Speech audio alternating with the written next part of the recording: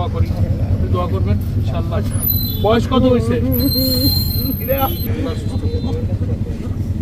খারাপ করতে আমার আর অসুখ বিপদ আপদ আল্লাহর পরীক্ষা কল্যাণ সেটা দান করবেন।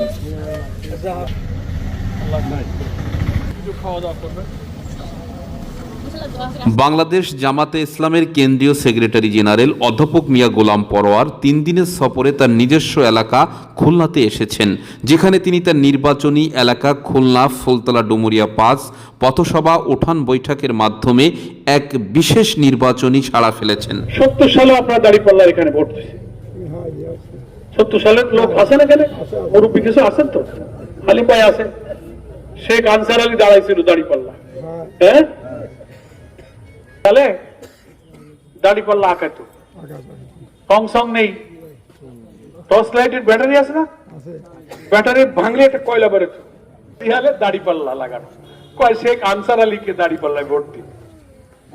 কারণ আনসার আলী ইন্তেকাল করে গেছে, মারা গেছে, ওনার জন্য দোয়া করবেন। অনেক ভোট পাইছিল পাকিস্তান আমলে। তখন ডুমুরিয়া ফুলতলা, হ্যাঁ খুব মনে আছে, আমি তখন 6-এ পড়তাম, তো রাজনীতি না বুঝলে অন্তত লেখা পড়তে পারতাম। মার্কায় যারা থাকে তারা মনে তো যাচ্ছে, আবার একদিন চলে যেতে হবে, মার্কা তা থাকবে ইনশাআল্লাহ। এখন আমরা দাঁড়িপাল্লাকে বিজয়ী করবো এবার, কি ঠিক আছে? একমত যে আমরা সব জায়গায় আমরা এক থাকবো, তাদের মধ্যে এখন আলোচনা হয়েছে, আমরা সব এক জায়গায় ভোট দেবো ইনশাআল্লাহ। তো আমরা এখন এই জামিয়া ইউনিয়নের প্রত্যেকটা ওয়ার্ডে, পাড়ায়, মহল্লায় এখন আর বসে থাকলে হবে না, হয়তো 6-7-8 মাসের মধ্যে ভোট হবে ইনশাআল্লাহ। একটা অংশ চেষ্টা করে ভোটটা যাতে না হয়, আইনের শাসন না থাকলে কিছু লোকের দখলদারি করে, মস্তানি করে, চাঁদাবাজি।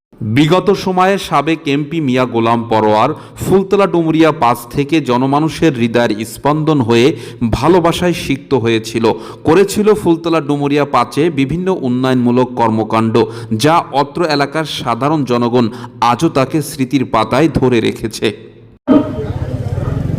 সীমা ছাড়িয়ে যায়, আল্লাহ তাআলা তখন তাকে পাকড়াও করে। তো যারা আমাদের উপর অত্যাচার করেছিল, মিটিং করা যাবে না, দাড়িওয়ালা টুপিওয়ালা দেখলে মাথা গরম, বলে এটা জঙ্গি। ধরো বাড়ি ঘরে কোরআন হাদিস পাইলে কয় জঙ্গি বই পাওয়া গেছে, ধরে ধরে সব গ্রেফতার করেছে। আপনাদের এই বরুণা, ধামালিয়া, চেচুড়ি, খুলনা এই অঞ্চলের অনেক মানুষ এই খুলনা জেল খাটছে, বিএনপি জামাত পলায় থাকছে, বেলগড়িতে যে থাকছে, তারপর সেখানে গিয়ে দাওড়া চলছে। ছেলেপেলেরা স্কুল কলেজে যাইতে পারে না, চাকরি হবে না, একটা দল ছাড়া অন্য কোন দলের চাকরি হবে না, হয়নি। ছেলেপেলে লেখাপড়া শিখে বেকার। ওনারা অন্যায় করবে, খুন করবে, দখলদারি, চাঁদাবাজি, মস্তানি, তাকে গুনাহ মাফ। আর আমরা কিছু করবো না, বাড়ি থেকে ধরে নিয়ে বলবে এই জঙ্গি ধরা হয়েছে, ধরো। কোর্টে জামিন চাইলে জামিন দেবে না, এরকম দিন আমরা পার করেছি। এখন 2000 ছাত্র জনতা জীবন দিয়েছে 24 সালের জুলাই আগস্টের আন্দোলনে, নাকি বলেন? আমরা বিএনপি জামাত মিলে 15-16 বছর আন্দোলন করেছি। ফ্যাসিস্ট স্বৈরাচার শেখ হাসিনার 16 বছরে তিনি ফুলতলা ডুমুরিয়া 5 থেকে একেবারেই জনবিচ্ছিন্ন হয়ে পড়েছিল। বিভিন্ন নির্যাতন, অত্যাচার, জেল জুলুম, হামলা মামলার শিকার হয়ে তার নির্বাচনী এলাকার মানুষের সাথে সুখ দুঃখ ভাগাভাগি করে নিতে পারে নাই, কারণ 16 বছরের প্রায় সবটুকু সময় জেল জুলুম, আত্মগোপনে থাকতে হয়েছে। ফ্যাসিস্ট শেখ হাসিনার বিদায়ের পর অন্তর্বর্তীকালীন সরকারের নির্বাচনী ভাবনা 2026-এর ফেব্রুয়ারিতে সম্ভাব্য তারিখ ঘোষণার পর থেকে সারা বাংলাদেশের সব দলীয় নেতাকর্মীরা জনগণের সাথে স্বাধীন মত প্রকাশের সুযোগ পেয়েছে। এইসব হচ্ছে গায়েবী মামলা। আমি ডুমুরিয়ার ওসিকে ফোন করলাম যে কি এসব মামলা, পুলিশকে জিজ্ঞেস করলাম যে এইসব মামলা আমার নাম কেন দেশে, হয় এমপি বাবু দিতে করেছিল। এই যুগ আমরা পার করেছি, কি বলে? আল্লাহ তাআলা এত মিথ্যাবাদী,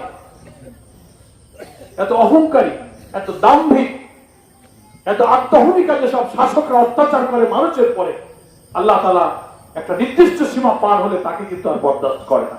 1000 লোক জীবন দিয়েছে। শেষকালে আমাদের বিশ্ববিদ্যালয়, স্কুল, কলেজ, মাদ্রাসার ছাত্ররা 24 সালের জুলাই আগস্ট জুড়ে যে আন্দোলন করে 2000 লোক মারা গেল, 20 থেকে 30,000 লোক আহত হলো, এক সাগর রক্তের বিনিময়ে আল্লাহ তাআলা আমাদের এই জুলুম থেকে মুক্তি দান করেছে, আলহামদুলিল্লাহ। 5 আগস্ট তারই ধারাবাহিকতায় ফুলতলা ডুমুরিয়া পাস থেকে সাবেক এমপি বাংলাদেশ জামাত ইসলামের কেন্দ্রীয় সেক্রেটারি জেনারেল অধ্যাপক মিয়া গোলাম পরোয়ার উঠান বৈঠক পথসভা সহ সকলের সাথে মত বিনিময় করে একে অপরের মধ্যে সম্প্রীতি আর সমৃদ্ধির বলয় স্থাপন করেছেন।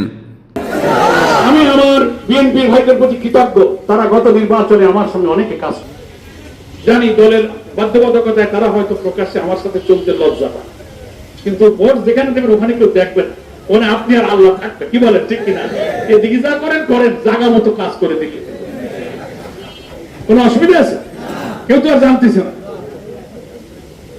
আমি বরুণার এই চত্বরে সবার কাছে আমার সেই দরখাস্ত করা থাকলো, আমি আপনাদের ভাই ছিলাম, আছি এবং থাকবো।